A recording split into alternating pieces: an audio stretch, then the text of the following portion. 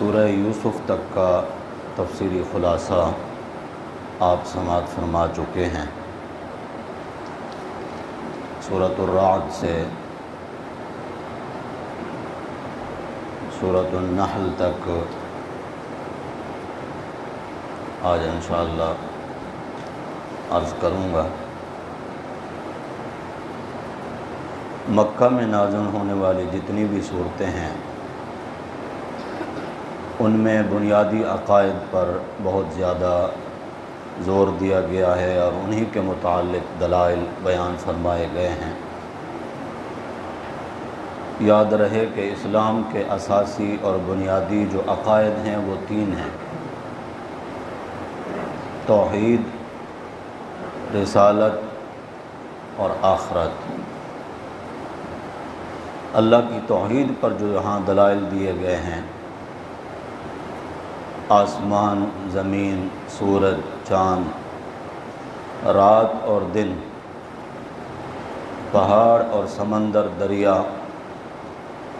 غلہ جات، مختلف رنگوں، ذائقوں اور خوشبوؤں والے پھل، ان سب کا پیدا کرنے والا وہی اللہ ہے۔ موت اور زندگی، نفع اور نقصان اسی اکیلے اللہ کے ہاتھ میں ہے۔ مرنے کے بعد کی زندگی کے متعلق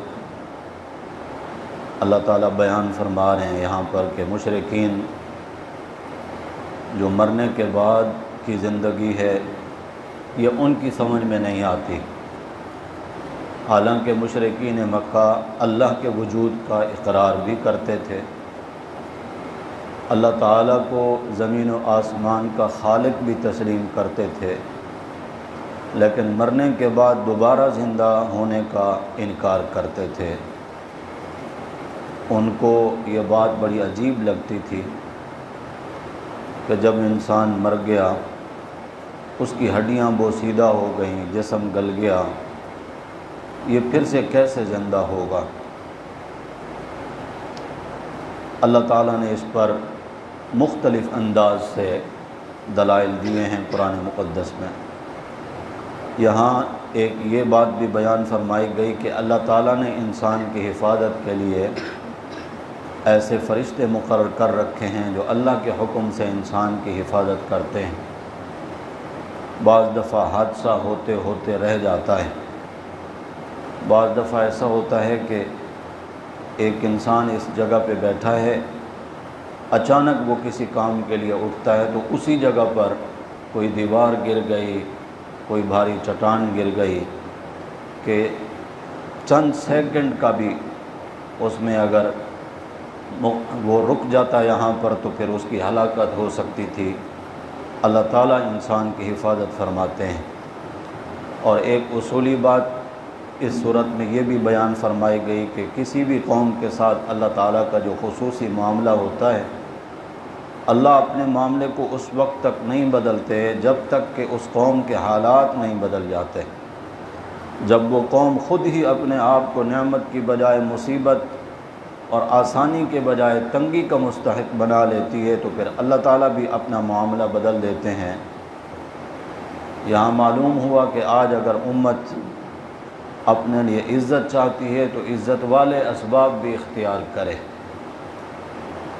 اہل تقوی کی صفات کو اللہ نے یہاں بیان فرمایا ہے اور بدبخت لوگوں کی علامتیں بھی بیان فرمائی ہیں۔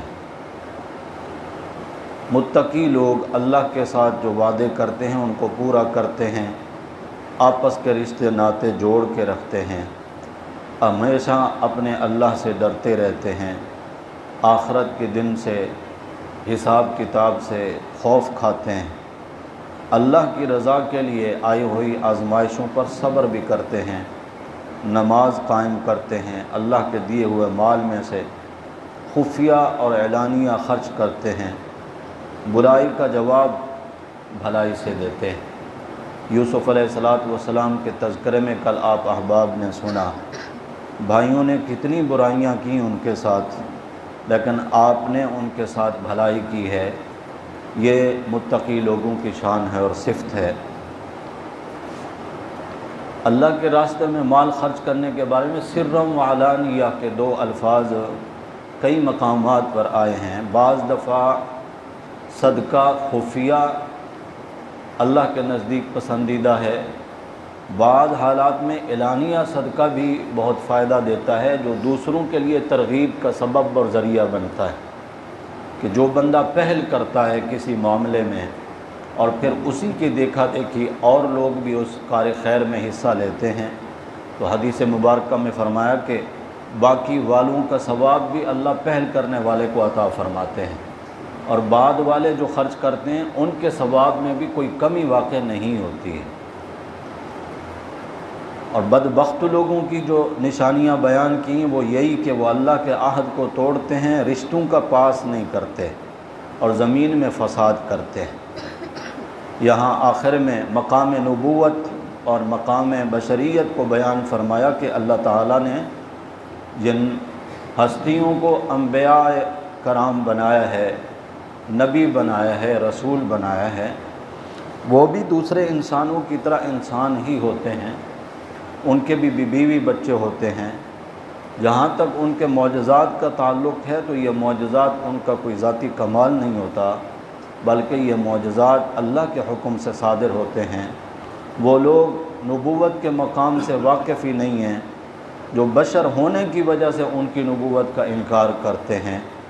اللہ تعالیٰ فرماتے ہیں کوئی اور تسلیم کرے نہ کرے، میں اللہ خود گواہی دیتا ہوں نبوت اور رسالت کی، اور جو غیر متعصب اہل کتاب ہیں یہود و نصارہ، وہ بھی نبی کریم صلی اللہ علیہ وسلم کی نبوت کی گواہی دیتے ہیں، جن میں تعصب نہ ہو۔ آگے سورہ ابراہیم ہے، حضرت ابراہیم علیہ السلام کے نام پر چند انبیاء علیہ السلام ہیں جن کے نام پر اللہ تعالیٰ نے کچھ صورتیں نازل فرمائی ہیں، جیسے حضرت یونس کے نام سے، حضرت یوسف کے نام سے، حضرت ہود کے نام سے آپ پچھلی صورتوں کا تذکرہ سن چکے ہیں۔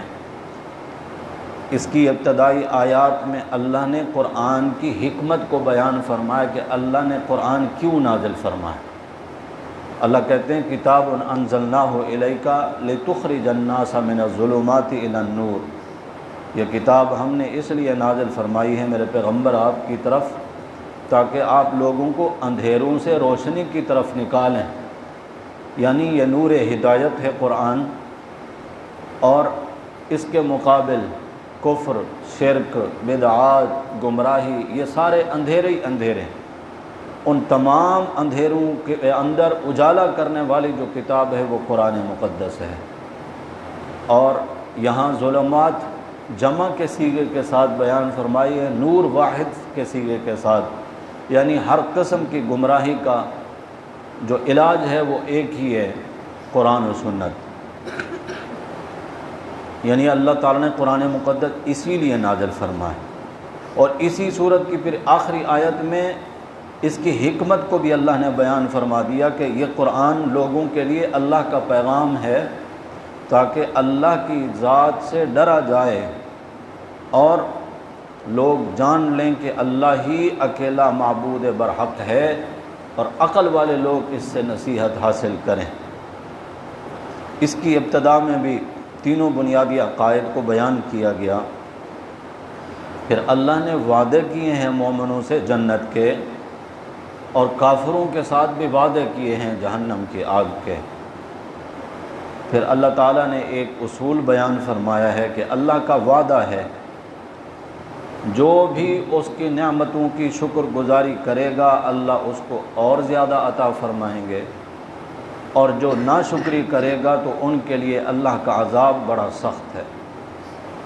شکر کرنا اس کی حقیقت کو سمجھنے کی ضرورت ہے۔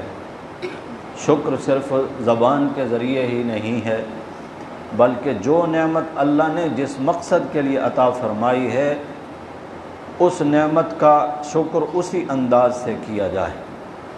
مثال کے طور پر اللہ نے علم کی نعمت عطا فرمائی، تو اس کا شکر صرف زبان سے ادا نہیں ہوگا، بلکہ اس کا شکر یہ ہے کہ یہ علم جاہلوں کو سکھایا جائے، یہ اس نعمت کی شکر گزاری ہے۔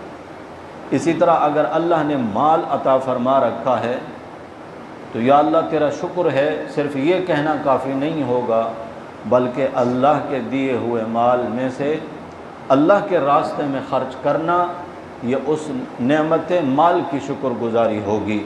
اسی طرح پھر آپ گنتے چلے جائیں، کسی کو اللہ نے صحت کی نعمت سے نوازا ہے، وہ اللہ کی عبادت اور ریاضت میں اپنے جسم کو کھپا رہا ہے، تو یہ اس صحت والی نعمت کی شکر گزاری ہے۔ اسی طرح اولاد اللہ نے عطا فرمائی ہے، تو اپنی اولاد ساری کی ساری کو دنیا داری کے کھاتے میں ڈالنے کے لیے کہ کسی کو ڈاکٹر بنانا ہے، کسی کو انجینئر بنانا ہے، کسی کو پروفیسر بنانا ہے، اور کسی کو بھی عالم نہیں بنایا ہے، تو اس نے اپنی اس نعمت کی قدر دانی نہیں کی ہے، ورنہ جہاں دنیا داری کے امور سکھا رہے ہیں وہاں دین داری کے امور سکھانا تو اولین فرض اور ضروری تھا۔ تو اللہ کی نعمتوں کی شکر گزاری جو بھی کرے، اللہ کے ساتھ، اللہ کا اس بندے کے ساتھ وعدہ ہے کہ لَأَزِيدَنَّكُمْ، میں تجھے مزید عطا فرماؤں گا، اور وَلَا إِن كَفَرْتُمْ، اگر نہ شکری کی تو پھر إِنَّ عَذَابِي لَشَدِيد، پھر میرا عذاب بڑا سخت ہے۔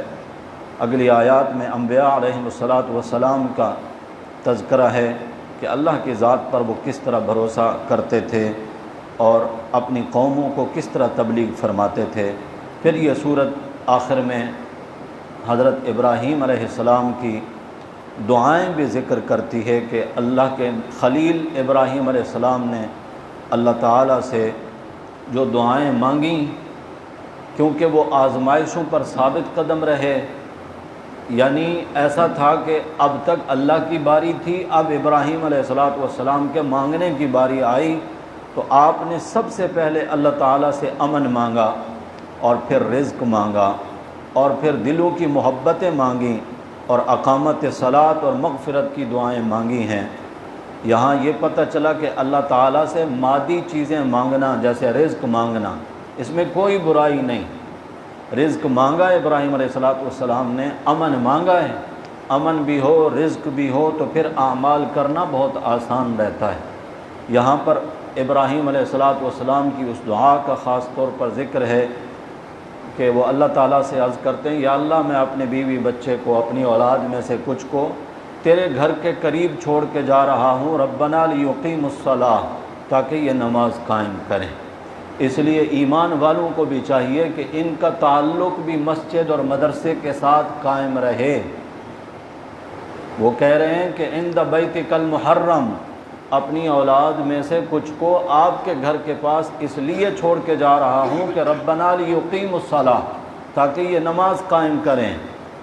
تو ایمان والے بھی جہاں گھر بنائے، اس کی پہلی ترجیح یہ ہو کہ میرے گھر کے پڑوس میں مسجد بھی ہے یا نہیں، مدرسہ بھی ہے یا نہیں۔ مسجد اور مدرسے کے ساتھ تعلق قائم رہے گا تو پھر ایمان بھی محفوظ رہے گا، اعمال صالحہ کی توفیق بھی ملتی رہے گی۔ اگر مسجد اور مدرسے سے تعلق نہ رہا تو پھر ایمان کی حفاظت بہت مشکل ہو جائے گی۔ یہ اللہ کی بڑی نعمتیں ہیں، اللہ کا گھر، اللہ کے دین کے ادارے، یہ بڑی نعمت ہے۔ ہمارے علاقے میں ایک بزرگ آئے تھے، مکہ میں رہتے ہیں، بہت بڑے عالم ہیں۔ جب انہوں نے دور دور تک دیکھا کہ آبادی تو ہے، مدارس کوئی بھی نہیں، اور یہاں ایک مرکزی ادارہ ہے، تو کہنے لگے کہ اگر ان دیہاتوں میں، گاؤں میں یہ دینی ادارے نہ ہوں تو لوگ دہریے بن جائیں گے، ان کو اللہ کا پتہ ہی نہیں ہوگا کہ اللہ کیا ہوتا ہے۔ خود میں نے اپنے کانوں سے ابھی میرے خیال میں رمضان سے ایک دن پہلے، 2 دن پہلے ایک صاحب سے ملاقات ہوئی، اندرون سندھ رہنے والے تھے، بس تذکرہ چل پڑا ان سے، تو کہنے لگے ہمیں نہیں پتہ ہوتا تھا وہاں پر کہ اللہ کیا ہوتا ہے اور عبادت کیا ہوتی ہے۔ صبح سے لے کر رات تک، اور پھر اگلے دن پھر صبح سے رات تک ہمیں صرف کھیتی باڑی کا پتہ ہوتا تھا کہ سارا دن گنے کی کاشت ہے، اس کو کٹائی کر رہے ہیں، اور رات بھر ٹرکوں اور ٹرالیوں میں اس کو لوڈ کر رہے ہیں، بس یہی پتہ ہوتا تھا، باقی کسی چیز کا ہمیں کوئی پتہ نہیں ہوتا تھا۔ اللہ نے ہمیں وہاں سے نکالا ہے، یہاں پر آئے ہیں تو اب پتہ ہے کہ بھئی نماز بھی اللہ کی پڑھنی ہے اور روزے بھی رکھنے ہیں، یعنی دنیا داری کے امور بھی بجا لانے ہیں اور اللہ کی فرما برداری بھی کرنی ہے۔ ابراہیم علیہ السلام کی ان دعاؤں کا تذکرہ ہے، اور انہوں نے اللہ تعالیٰ سے ایک دعا ایسی بھی مانگی جس میں ہیں تو صرف چند جملے، لیکن چند جملوں میں اپنی پہلی نسل اور بعد میں آنے والی نسل اور اپنی ذات کے لیے اللہ سے بہت کچھ مانگ لیا۔ رب اجعلنی مقیم الصلاۃ ومن ذریتی ربنا وتقبل دعاء ربنا اغفر لی ولوالدی وللمؤمنین یوم یقوم الحساب۔ اکثر مسلمان التحیات میں درود شریف کے بعد یہ دعا پڑھتے ہیں۔ ابراہیم علیہ السلام کی دعا ہے، عرض کرتے ہیں اللہ مجھے نمازی بنا، میری اولاد کو بھی نمازی بنا۔ یہ ابھی سورۃ الرعد کی آیت کے تحت آپ نے سنا، جو قوم اپنے لیے جس بات کو پسند کرتی ہے اللہ بھی اپنا معاملہ پھر اسی طرح سیدھا رکھتے ہیں۔ اللہ سے مانگیں گے تو اللہ نماز کی توفیق عطا فرمائیں گے، اپنی صرف ذات کے لیے پھر نمازی کی حد تک نہ ہوں۔ جس طرح ہم دنیا کے معاملات میں اپنی اولاد کو بھی ایسا دیکھنا چاہتے ہیں کہ وہ کسی کی محتاج نہ رہے، تو آخرت کے راستے پر ان کو لگانا بھی ہماری ذمہ داری ہے، اور اللہ سے مانگنا ہے کہ اللہ مجھے اگر نماز کی توفیق دی ہے تو میری اولاد کو بھی نمازی بنا۔ لیکن صرف دعاؤں سے کام نہیں چلے گا، ان کو وہ راستہ بھی دکھانا ہوگا۔ والد اگر خود نماز کے لیے اٹھ کے آ رہا ہے تو اپنی اولاد کو بھی نماز کے لیے جگائے، ان کو بھی نماز کی پابندی کرائے، ان کو بھی اسی راستے پر لگائے۔ اور یاد رکھیں ہم سب یہ چاہتے ہیں کہ، اور ہم نے وہ حدیث مبارکہ بھی سن رکھی ہے، مرنے والے کے لیے صدقہ جاریہ میں سب سے پہلا نمبر نیک اولاد ہے جو ماں باپ کے لیے دعائیں کرتی ہے۔ آپ اپنی دنیا میں اگر اپنی اولاد کو دیکھ چکے ہیں کہ یہ نمازی بھی ہے اور دعائیں کر رہی ہے، تو پھر اطمینان رکھیں کہ آپ کے مرنے کے بعد بھی وہ آپ کے لیے صدقہ جاریہ بنے گی۔ اور اگر آپ اپنی زندگی میں دیکھ رہے ہیں کہ وہ اس راستے پر نہیں ہیں، تو پھر اس خوش فہمی میں مت رہیے گا کہ میرے مرنے کے بعد یہ سدھریں گے۔ پھر یہ خوش فہمی ہے، اپنے آپ کو خوش رکھا جا سکتا ہے اس بات پر، پھر مرنے کے بعد کسی نے نہیں آنا ہے۔ میں آپ کا پرانا خادم ہوں اس مسجد کا، بڑا عرصہ بیت گیا ہے۔ چھوٹے چھوٹے وہ بچے جنہوں نے میرے پاس قرآن پڑھا ہے، آج ان کے بچے اس عمر کے ہیں جس عمر کے یہ میرے پاس پڑھا کرتے تھے۔ میں ایسے ایسے افراد کو جانتا ہوں جو یہاں 5 وقت کے نمازی تھے، لیکن اولاد کی ان کو کوئی فکر نہیں تھی۔ 4 بیٹے ہیں ان کے مرنے کے بعد رمضان کے مہینے میں نے ان بچوں کو مسجد میں نہیں دیکھا۔ ان بچوں نے میرے پاس قرآن پڑھا ہے، میں جانتا ہوں، ان کو اچھی طرح پہچانتا ہوں۔ کچھ ایسے ہیں جن کو میں نے کچھ پارے حفظ بھی کرائے تھے، رمضان کے مہینے میں ان کو میں نماز کے لیے نہیں دیکھ رہا ہوں، میرا دل دکھتا ہے۔ میرے شاگرد ہیں، مجھے ان سے اپنی اولاد کی طرح محبت تھی، لیکن وہ اس راستے پر ماں باپ نے ان کی تربیت جب نہیں کی ہے، ماں باپ جا سوئے قبروں میں، آج ان کی اولادوں کو دین کا بھی پتہ نہیں، نماز کا بھی پتہ نہیں، اللہ کے گھر کی بھی کوئی خبر نہیں۔ بڑے فکر کی بات ہے۔ ابراہیم علیہ السلام کی اس دعا کو سمجھ کے اللہ سے مانگنا چاہیے۔ میں اکثر عرض کرتا ہوں، دعائیں پڑھنے کے لیے نہیں ہوتی، دعائیں مانگنے کے لیے ہوتی ہیں۔ پڑھنا اور ہے، مانگنا اور ہے۔ جب بندہ مانگتا ہے تو اس وقت اس کی جو کیفیت ہوتی ہے وہ پڑھنے میں نہیں ہوتی، اور پڑھی جانے والی اکثر دعاؤں کو نہ ہم سمجھتے ہیں، نہ ہمیں پتہ ہوتا ہے کہ میں اللہ سے کیا کہہ رہا ہوں۔ تو ان دعاؤں کا سب سے پہلے تو مفہوم سمجھنا چاہیے، اور پھر ہر بار یہ دعا مانگتے ہوئے دل بھی حاضر ہو، متوجہ ہو کہ رب اجعلنی مقیم الصلاۃ، اللہ آج مجھے اگر نماز کی توفیق آپ نے دی ہے تو ہمیشہ مجھے اس کی توفیق دیے رکھنا، اللہ میری اولاد کو بھی نمازی بنا۔ اللہ کرے کہ ہماری اولادیں بھی نمازی بنیں اور ہمیشہ نمازوں کی پابندی کریں۔ ابراہیم علیہ السلام کی ان دعاؤں کے بعد یہ سورت قیامت کے دن کی منظر کشی بھی بیان کرتی ہے۔ اللہ وہ دن ہمارے لیے آسان بنا دے۔ آگے سورہ حجر ہے۔ وادی حجر شام اور مدینہ منورہ کے درمیان وہ مقام ہے جہاں پر قوم سمود رہا کرتی تھی۔ غزوہ تبوک کے ذکر میں آپ نے سنا ہے اس جگہ کا تذکرہ جہاں پر اللہ کا عذاب آیا قوم سمود پر، اور اللہ کے نبی صلی اللہ علیہ وسلم نے صحابہ کو فرمایا تھا کہ یہ عذاب والی جگہیں یہاں سے سر جھکا کر استغفار کرتے ہوئے جلدی سے نکلنا ہے، یہاں پر کسی نے پانی نہیں پینا، جانوروں کو بھی نہیں پلانا، حتیٰ کہ وضو کی حاجت ہو تو یہاں پر وضو بھی نہیں کرنا، کوئی شخص یہاں اکیلے نہ نکلے، ننگے سر نہ نکلے۔ یہ ہدایات دی حضور اکرم صلی اللہ علیہ وسلم نے جس مقام کے لیے، تو اس مقام کو وادی حجر کہا جاتا ہے، اور یہ سورت بھی اسی وادی کے نام پر ہے، حجر۔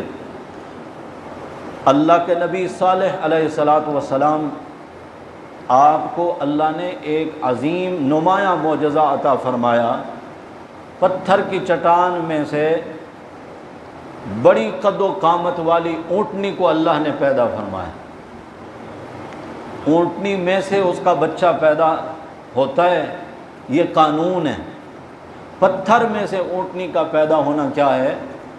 قدرت ہے۔ ایک ہے قانون، قانون تو یہی ہے کہ اونٹنی میں سے اونٹنی ہوگی، قدرت کیا ہے کہ پتھر میں سے اونٹنی کو اللہ نے پیدا فرما دیا، ایسی طویل القامت، عام اونٹوں سے بڑی جسامت والی، اور وہ بھی گابھن حمل والی۔ جیسے ہی وہ پتھر میں سے نکلی تو تھوڑی دیر کے بعد اس نے بچہ بھی جنا، جس کو اللہ نے اتنا کمال عطا فرمایا کہ پورا گاؤں علاقہ اس کا دودھ پیتے تو اس کا دودھ ہی ختم نہیں ہوتا تھا۔ لیکن اسی کے ساتھ ساتھ اللہ کی طرف سے چونکہ وہ آزمائش بن کر آئی تھی، قوم نشانی مانگتی تھی کہ آپ اگر اللہ کے نبی ہیں تو کوئی معجزہ اور نشانی دکھائیں۔ اللہ نے اتنا عظیم معجزہ عطا فرمایا، چاہیے تو یہ تھا کہ اب تو پھر قوم مان جاتی، لیکن وہ اسی معجزے کی ہلاک کرنے میں لگ گئے کہ اس اونٹنی کو اب ختم کر دینا چاہیے۔ بالآخر ان ظالموں نے اس کے پاؤں کاٹ دیے اور اس کو قتل کر دیا۔ پھر اللہ کا عذاب آیا، تو آج تک ان کے آثار تو ہیں، لیکن کوئی بھی ان کا اچھا نام لینے والا نہیں ہے۔ ظاہر ہے کہ اسی کے فوراً اس سے پہلے لوط علیہ السلام کی قوم کی ہلاکت کا تذکرہ بھی ہے، اور یہ تذکرے ہمیں جو اللہ کی طرف سے سنائے جا رہے ہیں وہ عبرت کے لیے، یہ محض قصے نہیں ہیں پرانی قوموں کے جو اللہ نے وقت گزاری کے لیے ہمیں سنائے ہوں۔ ہمیں چاہیے کہ ہم اپنا جائزہ لیں، جو خرابیاں ان قوموں میں تھیں اور پھر وہ اللہ کے عذاب کی مستحق بنی، کہیں یہ خرابیاں ہمارے اندر تو نہیں ہیں، ہمیں اپنا جائزہ لینا ہوگا۔ دنیا میں تو آج ہم دیکھ رہے ہیں کافر مسلمانوں کی طرف حسرت بھری نگاہوں سے نہیں دیکھتے، بلکہ مسلمان احساس کمتری کا شکار ہے۔ مغرب میں جانا اس کو بہت اچھا لگتا ہے کہ ہم مغرب میں چلے جائیں، حالانکہ مغرب میں سورج بھی جاتا ہے تو غروب ہو جاتا ہے۔ نور والا سورج جس نے ساری دنیا کو روشن کر رکھا ہے، وہ بھی مغرب میں جا کر بے نور ہو جاتا ہے۔ لیکن ہم مسلمان ہیں کہ کافروں کو، ان کی ترقی کو دیکھ دیکھ کر حسرت بھری نگاہوں سے ان کی طرف دیکھتے ہیں۔ قیامت کا دن وہ دن ہوگا، 14ویں پارے کی پہلی لائن یہ بتاتی ہے کہ ربما یود الذین کفروا لو کانوا مسلمین۔ اس دن یہ کافر تمنا کریں گے اے کاش ہم دنیا میں ہی مسلمان ہو جاتے۔ اس دن وہ تمنا اور آرزو کریں گے۔ یہ ایک جملہ اللہ کرے مسلمان سمجھ جائے کہ ایمان کی دولت کتنی عظیم دولت ہے جو اللہ نے مجھے عطا فرمائی ہے۔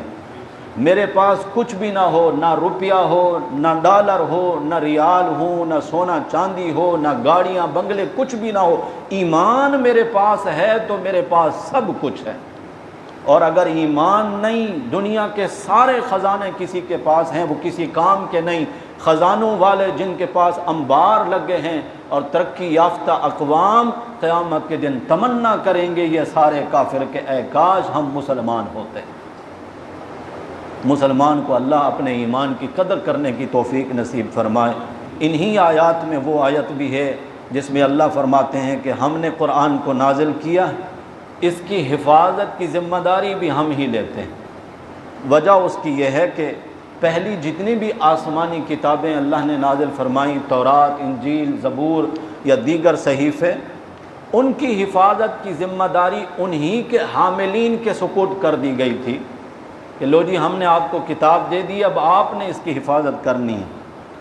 آج ہم دیکھتے ہیں کہ کوئی بھی آسمانی کتاب انسانی دست برد سے محفوظ نہیں رہ سکی، جبکہ صدیاں گزرنے کے بعد بھی قرآن مقدس وہ واحد کتاب ہے جو ہر قسم کے تغیر اور تبدل سے اور ہر قسم کی کمی بیشی سے اللہ نے اس کو محفوظ رکھا ہے۔ وجہ اس کی یہی ہے کہ اللہ نے اس کی حفاظت کی ذمہ داری لی ہے، اور اللہ نے اس کی حفاظت کے جو کئی طرح کے انتظامات کیے ہیں، ان میں ایک انتظام اللہ نے یہ بھی کیا ہے کہ چھوٹے چھوٹے معصوم بچے کے سینے کے اندر اللہ نے اس عظیم کتاب کو محفوظ کر دیا۔ روس میں ایک ایسا وقت بھی آیا، کئی ریاستوں میں قرآن مقدس ناپید ہو گیا، حکومت کی طرف سے ظلم تھا، کسی بھی گھر میں قرآن نہیں ہونا چاہیے، چھاپے مارے جاتے، ظلم کیے جاتے، لیکن جو حفاظ تھے انہوں نے اپنی محنت جاری رکھی، وہ بچوں کو قرآن حفظ کراتے رہے، حتیٰ کہ پھر اللہ نے جب حالات کو پلٹا، کیونکہ تلک الایام نداولھا بین الناس، حالات ایک جیسے نہیں رہتے، جب حالات بدلے اور وہاں قرآن مقدس آیا، وہ حافظ بچے جو پورا قرآن پڑھ لیتے تھے، جب ان کے سامنے قرآن کھول کے رکھا گیا تو وہ ایک لفظ بھی نہیں پڑھ پاتے، کیونکہ انہوں نے قرآن کبھی دیکھا ہی نہیں تھا۔ بن دیکھے سینہ با سینہ ایک دوسرے میں منتقل ہوتا گیا، اور آج بھی کئی سینے ایسے ہیں جو رب کا انتخاب ہیں، اللہ کی یہ عظیم کتاب ان سینوں کے اندر محفوظ ہے۔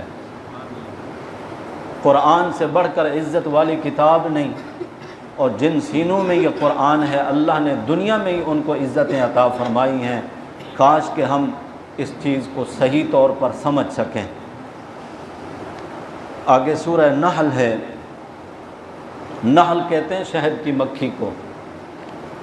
یہاں اس صورت مبارکہ میں بھی اللہ نے اپنی قدرت اور وحدانیت پر جو دلائل دیے ہیں کہ زمین کو اللہ نے فرش بنا دیا ہے، حالانکہ یہ پانی کے اوپر ہے، لیکن قرار والی جگہ بنایا، ٹھہرنے کی جگہ بنایا، آسمان کو چھت بنایا، انسان کو ایک پانی کے نطفے سے بنایا، چوپائے جانور اللہ نے پیدا فرمائے، پھر اللہ بارش برساتا ہے جس سے زیتون، کھجور، انگور اور بہت سارے میوے اللہ تعالیٰ پیدا فرماتے ہیں، پھر رات اور دن کا نظام، سورج اور چاند کا نظام، یہ سب اللہ نے انسان کی خدمت کے لیے پیدا فرمائے۔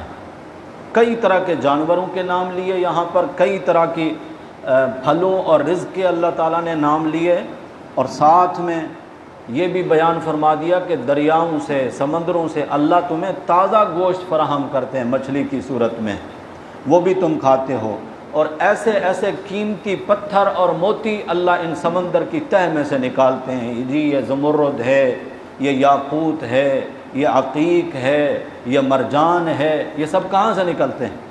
یہی سمندر کی تہ میں سے یہ سارے پتھر نکلتے ہیں، اور اتنی قیمتی پتھر نکلتے ہیں۔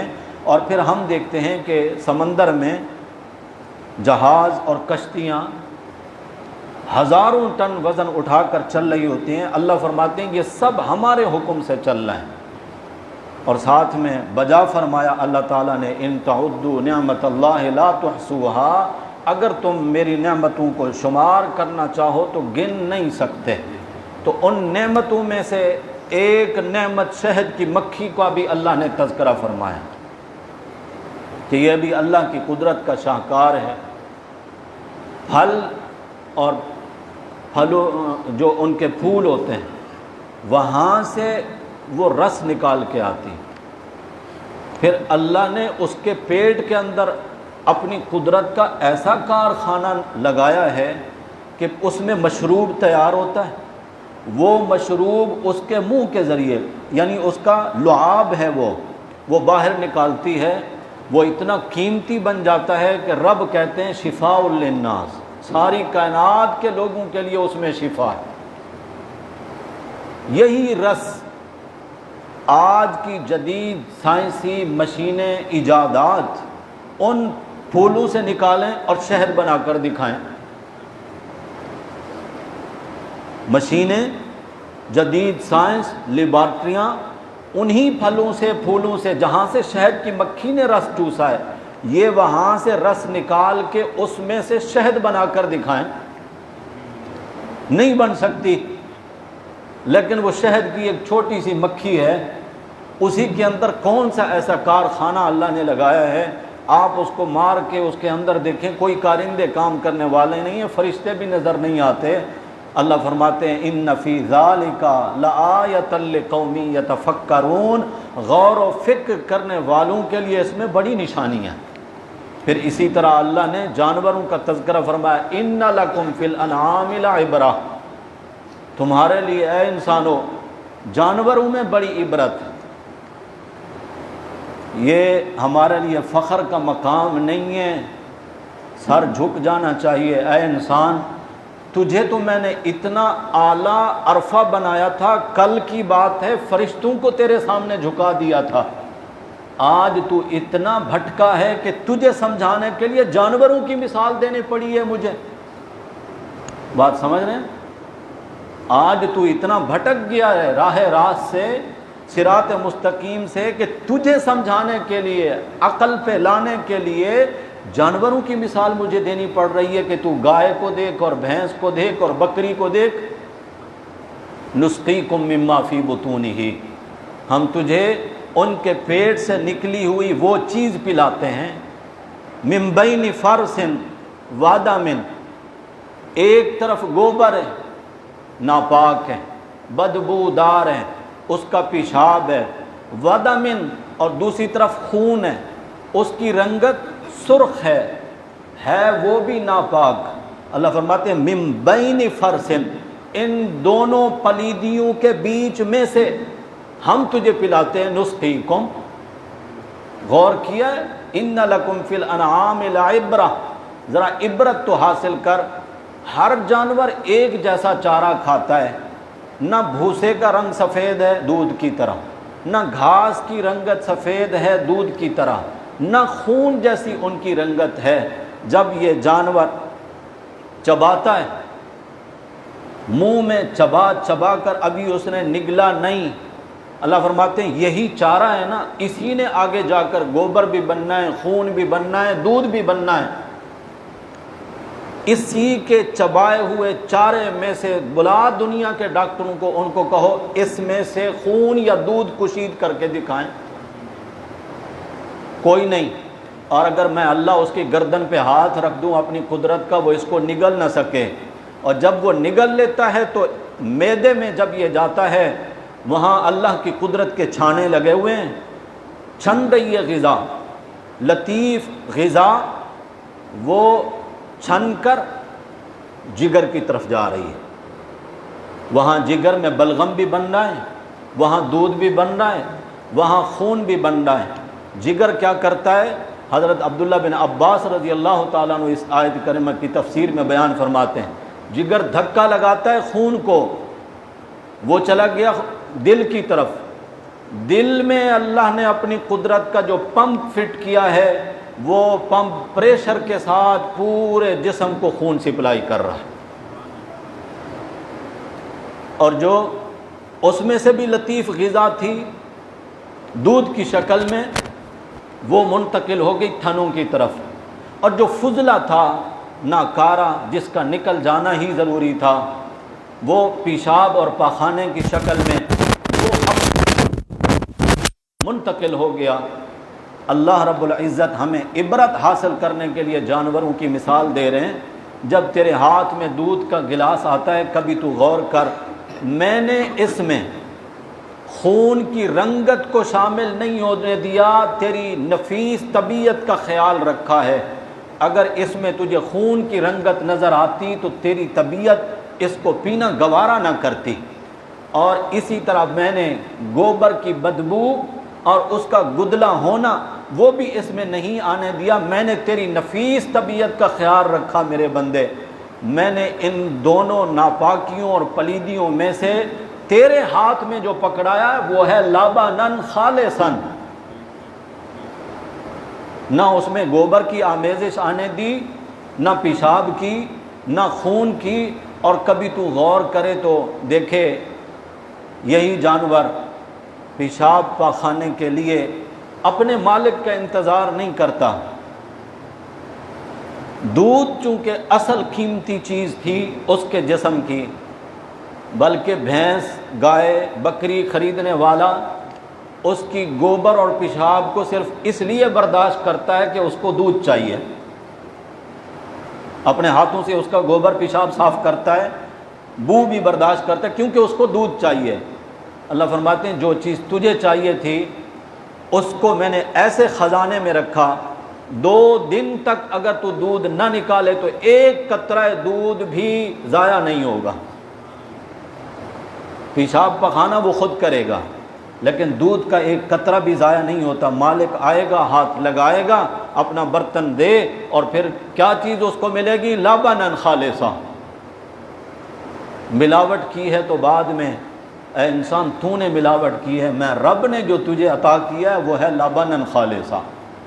اللہ نے یہ جو مثال دی ہے ہمیں جانوروں کی، اور ہمیں کہا ہے کہ تمہارے لیے عبرت ہے اس میں، اللہ چاہتے یہ ہیں کہ میرے بندے جس طرح تمام تر ناپاکیوں اور بدبودار اشیاء میں سے میں نے تجھے خالص دودھ دیا ہے، میں رب یہ چاہتا ہوں کہ فَادْعُوا اللَّهَ مُخْلِصِينَ لَهُ الدِّينَ، تو بھی جب پکارنے لگے نا مجھے، اس میں کسی واسطے وسیلے کی آمیزش نہ آنے دیا کر، مخلصین، تو بھی مجھے خالص کر کے بلایا کر، اور جب تو میری عبادت کرنے لگے تو میں رب یہی چاہتا ہوں کہ عبادت بھی میرے لیے خالص ہو، یہ نہ ہو کہ میرے سامنے بھی جھک گئے، کسی اور کے سامنے بھی جھک گئے، میرے بھی سجدے کیے، میرے کمزور مخلوق بندوں کے سامنے بھی جا کر سجدے کیے، کبھی کسی زندہ کے سامنے، کبھی مردہ کے سامنے۔ اللہ فرماتے ہیں جس طرح میں نے تجھے خالص اشیاء فراہم کی ہیں، تجھ سے میں اور کچھ نہیں چاہتا ہوں، تو نے عبادت کرنی ہے تو میرے لیے خالص عبادت کرنی ہے۔ پھر اللہ تعالیٰ نے ہماری جو داخلی نعمتیں، ہمارے جسم کے اندر کتنی نعمتیں اللہ نے رکھی ہیں، انسان کا جو جسم ہے اس کے مختلف اجزاء کو دیکھیں، اگر خدا نہ خواستہ ان میں کوئی خرابی آ جائے ساری زندگی کا مزہ ہی ختم ہو جاتا ہے۔ اگر معدے میں زخم ہو جائے، حتیٰ کہ پیشاب اگر رک جائے، کوئی سبب بن جائے، چھوٹا سا پتھر آ گیا ہے مثانے کے اندر، پیشاب نہیں کر سکتا، پیشاب کی نالی میں آ گیا، رہا کوئی زندگی کا مزہ؟ ایک نوالا نہیں کھا سکتا، ایک پل چین نہیں ہے، ایک لمحے کے لیے سو نہیں سکتا۔ ان داخلی نعمتوں میں انسان کبھی غور تو کر، گردے میں کوئی خرابی آ جائے، جگر میں کوئی خرابی آ جائے، غافل انسان کو کیا خبر کہ اس کے جسم کا نظام اللہ کیسے چلا رہا ہے۔ اگر صرف اپنے جسم اور اپنے بدن کی نعمتوں پر بھی سرسری نظر ڈال لے انسان تو اقرار کرنے پر مجبور ہو جاتا ہے کہ واقعی اللہ کی نعمتوں کو کوئی شمار نہیں کر سکتا۔ صرف انسان کے جسم کے اندر جو رگوں کا جال اللہ نے پھیلایا ہے، اگر ان رگوں کو سیدھا کر کے بچھا دیا جائے، کئی میل لمبی یہ رگیں سکیڑ کر اللہ نے اس چھوٹے سے جسم کے اندر اتنی خوبصورتی اور مستحکم اور مضبوط نظام کے ساتھ چلا رکھی ہیں، کبھی انسان تو غور کر تو بے ساختہ کہہ اٹھتا ہے کہ سبحان اللہ، میرا رب ہی ایسا ہے جو یہ سب کر سکتا ہے، اللہ کے سوا کوئی نہیں ہے۔ اللہ ہم سب کو اپنی ذات کی پہچان نصیب فرما دے۔ یہ قرآن اللہ نے اسی لیے نازل فرمایا ہے، اور انبیاء علیہم الصلاۃ کو بھی اللہ نے اسی مقصد کے لیے بھیجا ہے کہ میری پہچان کرائیں میرے بندوں کو، اور جس نے رب کو پہچان لیا وہ کبھی بھی اللہ کو نہیں چھوڑ سکتا۔ اللہ ہم سب کو اپنی پہچان نصیب فرمائے۔ 15واں پارہ بھی ہم نے تلاوت کیا تھا، لیکن انشاءاللہ کل سے ان کا خلاصہ بھی عرض کریں گے۔ اللہ تعالیٰ انہی الفاظ کو قبول فرمائیں، ہم سب کے لیے آخرت میں ذریعہ نجات بنائیں۔